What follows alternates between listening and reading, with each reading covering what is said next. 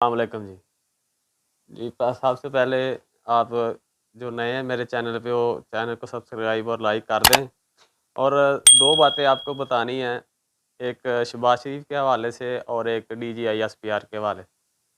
DG ISPR साहब ने 2 दिन पहले एक ट्वीट किया है, तो वो उस ट्वीट के जो रीट्वीट आए हैं, जो लोगों ने जवाब दिए हैं, वो तो बहुत भयानक हैं। उसका वो सारे तो मैं आपको पढ़ के नहीं सुना सकता। लेकिन उसमें जो सबसे पहला ट्वीट जो उसके जवाब में आया हुआ है, वो बहुत इंटरेस्टिंग है। तो वो मैं पढ़ के आपको सुनाता हूँ। जो पहला मैं देख आपको बताता हूँ, जो डीजीआईएसपीआर साहब ने ट्वीट किया है। उन्होंने कहा कि अफ़वाज पाकिस्तान और अवाम के दरमियान रिश्ता बहुत गहरा, मज़बूत और अटूट है और हमेशा रहेगा। ठीक है? इसमें एक नीचे वो सबसे पहले एक साहब ने किया, उसने सिर्फ़ 2 लफ़्ज़ लिखे कि सफ़ेद झूठ। और उससे जो अगला ट्वीट है ना, वो ये है कि रिश्ता तो बीवी और शौहर का भी गहरा होता है, मगर जब बात हद से बढ़ जाए तो तलाक हो जाती है, रिश्ता ख़त्म। तुम जर्नैलों को अवाम ने बहुत ढील दी थी। तुम लोग मुल्क का बाप की जागीर समझ बैठे।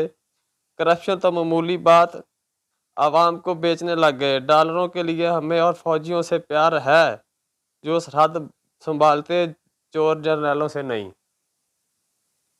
तो ये वो ट्वीट है जो मैंने समझा है कि ये मैं आपको ये पढ़ के सुना सकता हूँ या दिखाया जा सकता है। जो बाकी जो ट्वीट है इसके में आए हैं, वो तो यहाँ बताना भी मुनासिब नहीं है।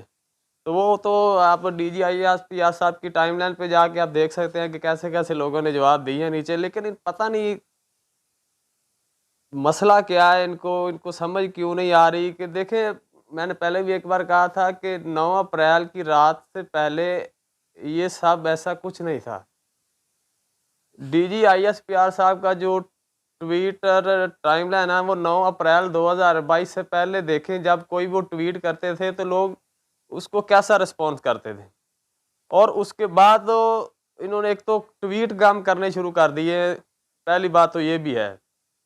और दूसरी बात है कि जब अब ये ट्वीट करते हैं तो इनको ये समझना चाहिए कि ये हमारे साथ ऐसा क्यों हुआ है या ऐसा लोग क्यों कर रहे हैं। लोग एक ही कर रहे हैं कि भाई आप अपना काम करो, मुल्क को जो आप जिस तरफ लेके जा रहे हो, जब जैसे जिधर आप बंद कमरों में फैसले करते हो, ये आपका काम नहीं है। ठीक है? ये सिविलियन का काम है, उनको काम करने दो अपना। ठीक है? पता नहीं किस बात का आपका बदला ले रहे हैं। और दूसरी बात मेरे अभी ज़हन में आई है कि जो पेशावर धमाके में जो हुआ है, तो वो भी मतलब कि ना आप ही के ऊपर इल्ज़ाम लगा है। तो उसमें ना एक आदर राजा, वो सब जानते हैं, उसने भी एक ट्वीट किया। उसने कहा कि आपके ख़्याल में पेशावर धमाका अवाम दहशतगर्दी का वाक़या था या एस्टेब्लिशमेंट की कोई घिनौनी साज़िश है?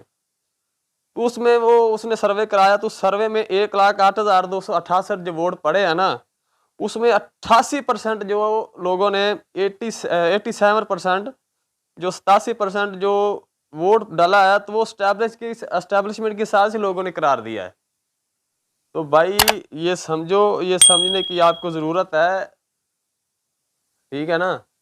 तो ये बहुत खतरनाक है हमारे। देखिए, हम नहीं चाहते, हमें बहुत तकलीफ़ है, ये बातें बताने में, अफ़वाज पाकिस्तान को ऐसा करने में। ये बहुत तकलीफ़देह बातें हैं, लेकिन बहुत मजबूरी है कि भाई क्या करें हम।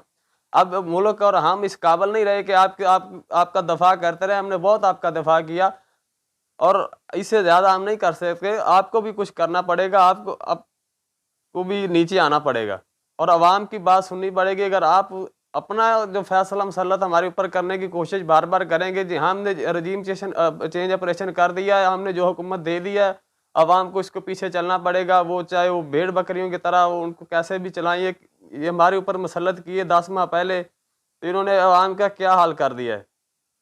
तो उनका कसूर नहीं है, शहबाज शरीफ का कसूर नहीं है कि अवाम के ऊपर महँगाई है, जो भी कुछ अज़ाब आया है, तो हम अब अवाम ये नहीं समझते कि वो उसमें शहबाज शरीफ का हाथ है। शहबाज शरीफ को लाने वालों का हाथ है, उसमें से वो जो मेन किरदार है वो तो चला ही गया है ना, ठीक है। लेकिन अब भी जो पीछे उसकी बाकियात बची है वो सही होने नहीं दे रहे, ठीक है।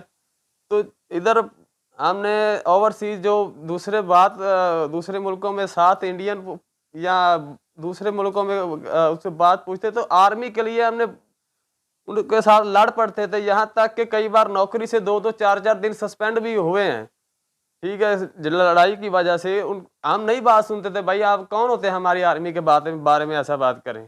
लेकिन आपने ऐसा खुद इस कारनामा सर अंजाम दिया कि हमारी भी आंखें खुल गई, नहीं यार हम तो बेवकूफ़ थे, लोगों के साथ लड़ते झगड़ते रहे, हमें तो समझ ही नहीं आई।